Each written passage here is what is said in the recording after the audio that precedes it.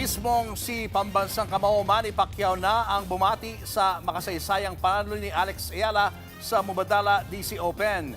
Tinawag pa niya si Alex na our new champion. Nasa frontline na balitang yan si Ian Suyu.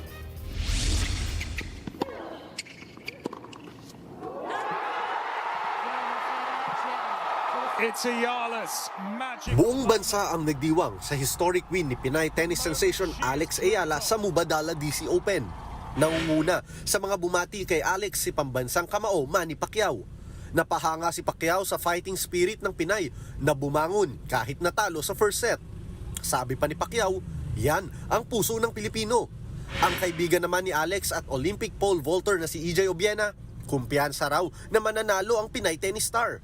Ayon pa kay EJ, gising ang buong Pilipinas.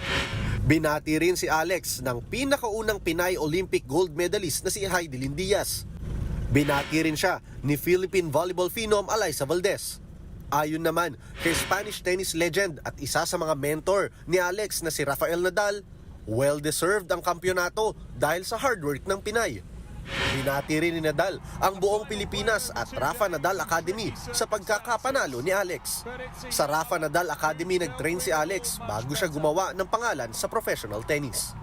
Nagbabalita mula sa frontline, Ian Suyu, News 5. Mga kapatid, Julius Babaw po.